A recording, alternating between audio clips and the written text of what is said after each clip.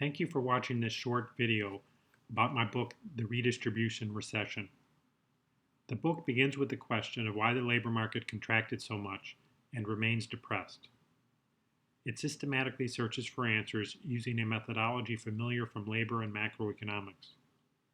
Its conclusions are surprising and politically incorrect. This is not a book about what Keynes said, or what Milton Friedman said, or Karl Marx, or even Groucho Marx. This is a book about the economy. Economic models and economists, as much as I like spending time with them, are given space in the book only to the extent that they provide major insights into how our economy works and provide those insights right now.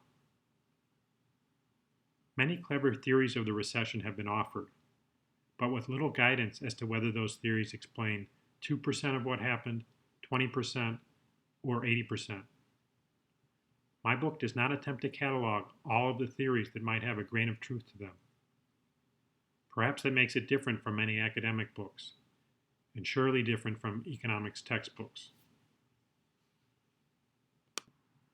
But the other side of the coin is that the book had to be quantitative, both in terms of measuring economic activity and giving the reader the basic arithmetic needed to judge whether economic forces are quantitatively important and to understand why my results are so different from what you've seen elsewhere.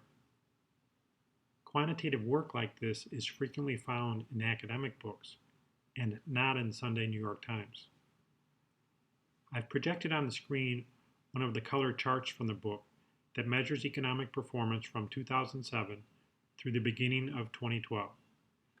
The gray and black series are the two most reported employment measures shown on a per capita basis. The red series is an index of hours worked per capita. Hours worked per capita fell almost 10%, and employment per capita fell 7 or 8%. Declines of this magnitude are rare, happening only once or twice per century. It is also unusual for a recession's recovery to be so minimal and so prolonged. Back to the question of what happened to the labor market. The first clue in finding the culprit, so to speak, comes from labor productivity. The productivity data suggests that employers perceived that employees had become more expensive, and for most industries do not support the conventional idea that the average employer did not have enough customers to keep workers busy. Economists have long been aware of factors that can suddenly make labor more expensive, and those factors include redistribution in the form of safety net programs and minimum wages. In writing the book, my job was therefore to find the second clue, which is a quantification of changes, if any, in the nature of redistribution. Once I have quantified changes in redistribution, say as the number of percentage points that marginal tax rates changed, the next step is to translate that number into effects on labor and capital markets. This step draws heavily on prior work, a vast body of which had attempted to estimate the causal effect of marginal tax rates on labor market activity. The conclusion here is that redistribution is the single largest factor depressing work hours.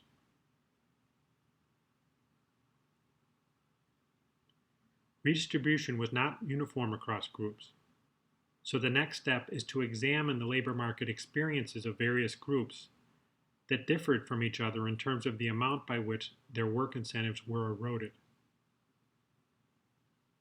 So that's the pathway of investigation in the book, and the remainder of this video offers a couple of highlights of each stop along that path. A reduction of labor usage during a recession is commonly attributed to employer desires to reduce their production, and they're reducing their production because they lack sufficient customer demand. We can take this conventional wisdom further because labor is not the only production input. If at least some of the non-labor inputs are adjustable in the short term, then these employer desires to reduce output should translate into a reduction in non-labor inputs too. It's easy to find an industry or two that work that way. Table 2.2's first column is an example of such an industry, the manufacturing industry, where I agree with the conventional view. Value added fell 17 log points, that's about 17%. Labor hours fell 19 log points, and by subtraction I inferred that non-labor inputs fell 15 log points. Manufacturing is an industry where we don't have to infer the non-labor inputs, but rather have a direct measure in terms of the Federal Reserve Board's capacity utilization estimate. Sure enough, it fell about 15 log points, 16 log points to be exact.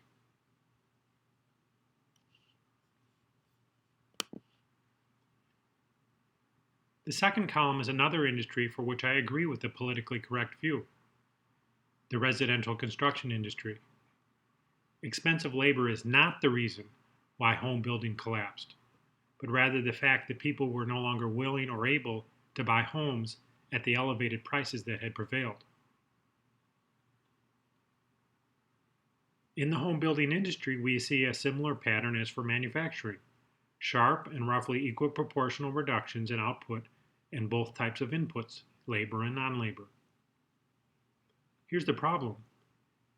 These two industries constitute only 15% of the economy, yet their familiar stories have been used to characterize the entire economy's contraction. I'm not ready to do that until I've looked at the other 85% of the economy. Let's examine a service industry that is familiar to us as consumers, the wireless telecommunications industry. There are companies like AT&T, US Cellular, and Straight Talk that sell cellular telephone and data services. Their output went up, yet they still cut their labor almost as much as manufacturing did. Their non-labor inputs went up. Although not shown in this table, this industry also enjoyed growing revenue, growing number of customers, and so on, yet they slashed their labor at least as much as the rest of the economy did, and did so at exactly the same time. To the degree that wireless telecommunications are typical of the entire economy, the story has to be very different from the conventional one. Labor was cut as a substitution away from labor and toward other inputs, rather than being cut as part of a reduction in overall output. The final column shows the entire business sector minus the relatively small piece that I concede is demand-driven. Sure enough, we see labor going down and non-labor inputs going up. It looks like labor got more expensive. Employers were trying to satisfy customers in less labor-intensive ways. That's pretty different than the conventional view. Redistribution in the form of safety net program expansions is one way that labor can get more expensive. The next step, therefore, is to prepare quantitative estimates of the changes, if any, in safety net eligibility and benefit rules. I've shown on the screen a number of principles that I followed in this part of the book.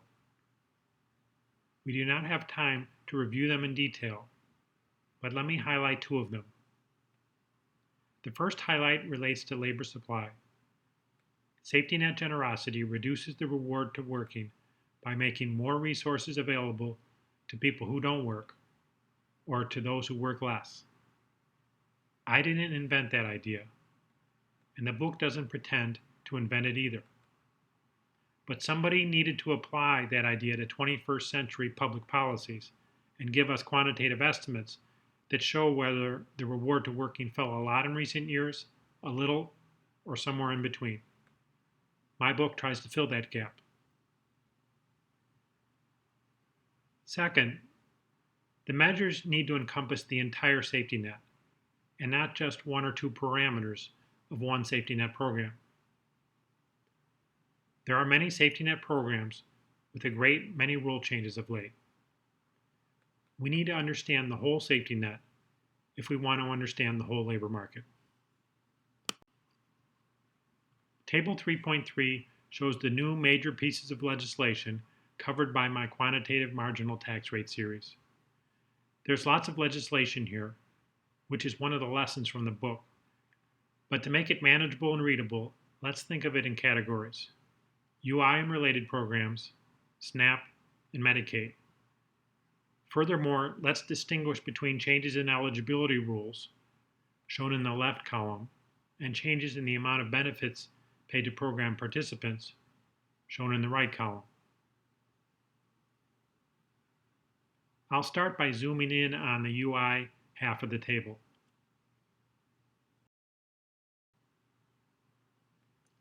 It has 5 eligibility provisions and 4 benefit provisions.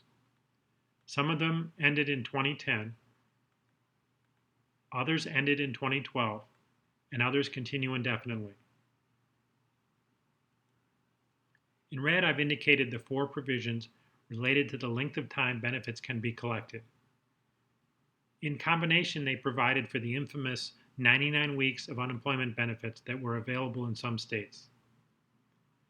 Economists looked at these extra weeks and concluded that they added roughly 1 point to the unemployment rate by discouraging unemployed people from going back to work.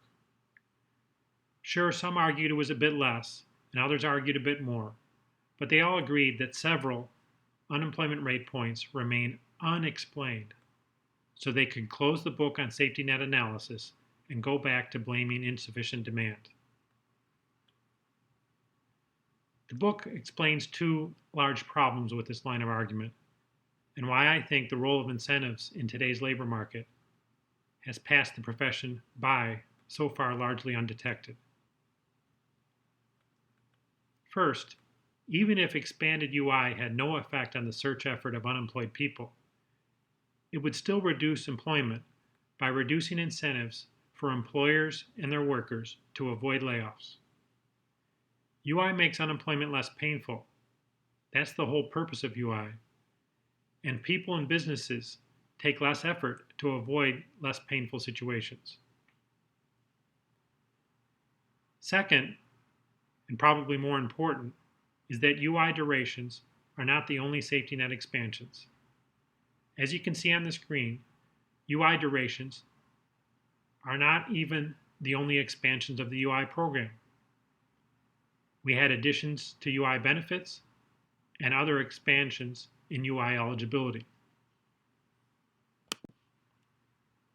And that doesn't begin to count the SNAP expansions, and, as I'll discuss later, the marginal tax rate hikes associated with debt collections. By dropping asset tests and work requirements, SNAP looks a lot more like unemployment insurance than it used to, with 2 exceptions. SNAP participation can continue far beyond 99 weeks, and dual earner families need not apply. That's an important reason, by the way, why SNAP analysis is no longer just of interest to poverty research. It's of interest to macroeconomists too, because unlike 5 or 10 years ago, pretty much any unmarried person can find himself SNAP eligible overnight when he loses his job. All of these changes seem pretty complicated, and they are for some purposes, but there's only one basic thing you need to know in order to start to quantify the impact of all of this on aggregate measures of labor market activity. You need to know how much extra disposable income people get as a consequence of working, and how that has changed as a result of the legislation. That's what I've calculated in light red in Figure 6, accounting only for government safety net programs and accounting for the fact that significant fractions of the population are not participating in safety net programs even when they're not working. The benefits went up from about $650 per month before the recession to about $950 per month at the peak of the stimulus. The 2 series above it add mortgage forgiveness and consumer debt forgiveness, again accounting for the fact that many unemployed people do not get any of their debt forgiven. The top series adds on the taxes that working people pay, but unemployed people do not. The right axis in the chart puts everything in marginal tax rate terms for someone with the potential of earning the same as the median employed non-elderly household head or spouse. The bottom line is that marginal tax rates increased from 40% before the recession to 48% by the end of 2009. Since then, they have dropped down to 44 or 45%, which is still at least 4 percentage points more than they were before the recession. The 8-point hike is the Clinton 1992 tax hike times 7, plus the fact that the Clinton marginal tax hikes fell on different groups than the 8-point hike did, and the latter groups likely have employment rates that are more sensitive to marginal tax rates. It may be politically correct, but treating safety net expansions as rounding error is economically incorrect, to put it mildly. Figure 11.2 decomposes the 300-plus monthly addition to the average subsidy for not working into the different legislation I showed you earlier. Even though the 99 weeks are the single biggest contributor to the total, they are still only about 1/3. To get a reasonable quantitative estimate of the effect of the expanding social safety net on incentives, you have to consider many more expansions like SNAP, COBRA, federal additional UI, and so on. To put it another way, if economists continue to confine their attention to the job search effects of the duration of UI benefits, they are going to underestimate the incentive effects by a factor of something like 6, a factor of 3 from ignoring the rest of the safety net expansions, and a factor of roughly 2 from considering only one of the 2 margins on which subsidies for unemployed people affect the level of unemployment.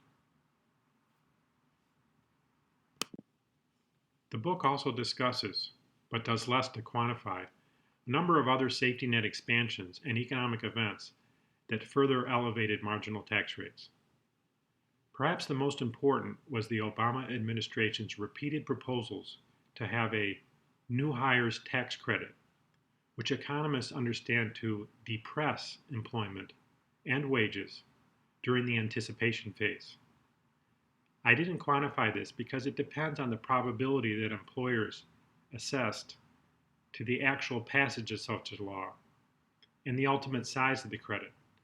But economic theory tells us that the range is somewhere between 0 and 6 additional percentage points on the marginal tax rate.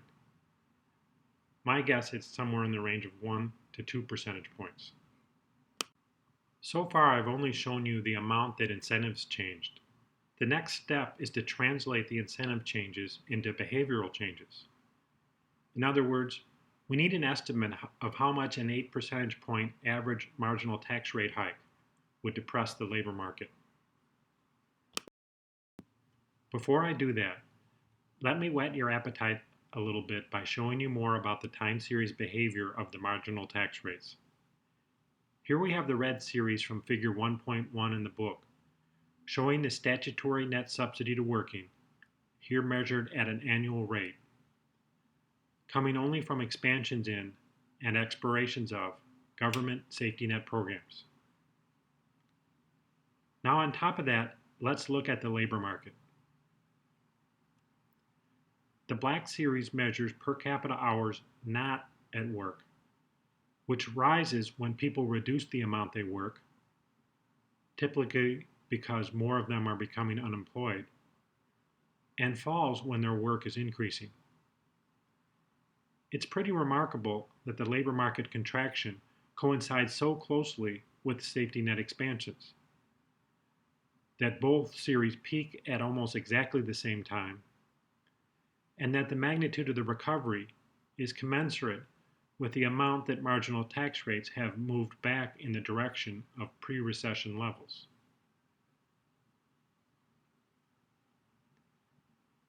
Now, there's no reason to place an urgent call to the causality police. My book acknowledges, even embraces, the fact that many safety net expansions were reactions to the economy. But just because Congress passes a law in response to economic conditions doesn't make economic conditions immune to the law. If all we had was the 2 series in this chart, the causality question would be next to impossible to answer. But we have much more than that. Decades of economic research have been devoted to quantifying the causal effect of safety net programs on labor market outcomes. All of that work hasn't produced 4 decimal places agreement on how much each percentage point of marginal tax rates affect aggregate employment. But it has produced a range, and it's the range that I used in the book. That range excludes 0. The literature as a whole cannot confidently support the conclusion that an 8-point average marginal tax rate hike would have negligible effects on the labor market. Figure 4.1 illustrates how I assess some of the economic impacts of an 8 percentage point marginal tax rate hike. It is a supply and demand analysis in which marginal tax rates shift the supply or reservation wage schedule. The more that the safety net plays, the more picky workers can be about the jobs they maintain and accept. The way this diagram works is that 2007 Q4 is at the origin, so that the quantity of labor and the productivity or price of labor are measured relative to that quarter. You can put the actual data on a diagram like this, as I have with black squares for 2007 Q4 and 2009 Q4. In the supply and demand model, the quantitative impact of marginal tax rates depends only on 3 quantities: the amount of the supply shift, the slope of the demand curve, and the slope of the supply curve. The supply shift is easy enough. It's just proportional to the fraction of labor income people keep after taxes and subsidies.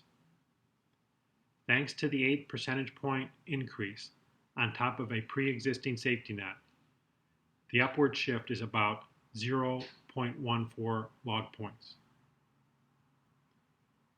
There is considerable controversy over the slope of the labor supply curve. In other words, there's controversy about the effect of incentives on the amount that people work.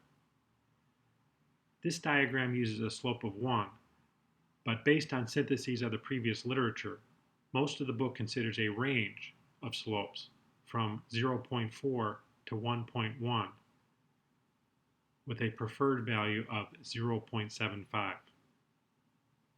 If we want to compare the model with the actual data, we also want to recognize other labor market events shifting supply and demand, which I have in this diagram by shifting supply due to both population growth and an adverse wealth effect, and by shifting demand due to capital accumulation and other productivity growth. According to the model, the combination of safety net expansions, population growth, adverse wealth effects, and productivity growth would be a 6 or 7% reduction in the aggregate amount of labor. What we got in reality was an 8% drop, which is why you might say that the model explains 3/4 of the labor market contraction as long as it accounts for safety net expansions, and leaves the other 1/4 unexplained. You can do the same sort of exercise with dynamics, capital accumulation, and so on, as I do in Chapter 5. But the quantitative results are essentially the same. At least half, and potentially as much as 100% of the labor market contraction is no mystery once you recognize what happened to work incentives. You can learn a lot about the labor market by looking at wages, as long as you recognize the distinction between pre-tax wages and after-tax wages. When I say tax here, I mean subsidies too. The black series is an index of the pre-tax wage, which is what an employee costs an employer. The pre-tax wage went up somewhat relative to trend, which is why it made sense from an employer's point of view to use less labor and more of the other production inputs. But look at the after-tax wage shown in red. It measures the reward to working. It plummeted and remains low. The recession was a time when the reward to working fell a whopping 12% below trend. That's not something that can be ignored or treated as a mere footnote in our labor market story. The next thing I do in the book is to examine the fact that marginal tax rate hikes were not uniform. The 8 percentage point hike is more or less an average, but some groups experienced larger hikes and some smaller. The larger hikes occurred for people with less skill or no spouse. The smaller hikes occurred for elderly people. To the degree that incentives affect supply behavior, work behavior ought to be correlated with incentives across groups, and such patterns are obvious in the data. Here's a chart by age, where I have also split out the sandy states that experienced the more severe housing cycles. You can see that holding age constant, work fell more in the sandy states. But the gap by age is much greater than the gap by region. Work actually increased among the elderly in both regions. Here's the breakdown by marital status.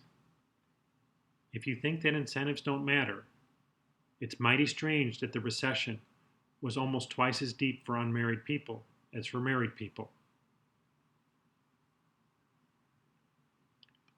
Consumers, workers, and especially the unemployed are unhappy with the economy's performance. Sometimes I'm told that this fact by itself proves that marginal tax rates have not been a significant factor. That's backwards. That's like saying you'll know when you live in a communist country when you find that people there happy. That idea ignores the lessons of history that eroding incentives is damaging and that fairness is far from free. Here are the key conclusions from the book.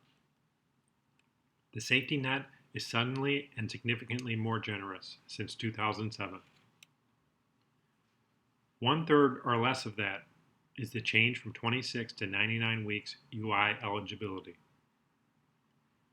The return to working fell suddenly and significantly.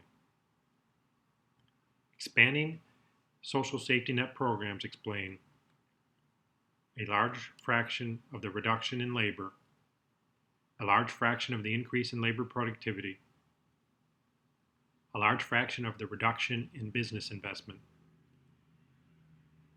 why employers engage more in factor substitution than output reduction. It explains why the trough of the recession was at the end of 2009 rather than earlier or later. It explains why there was no double dip before 2013. It explains why labor per capita has recovered less than half of what it was depressed. Ultimately, this recession was a labor market phenomenon. I don't see what's so great about what happened in the last 5 years. That period really ought to be called the Redistribution Recession.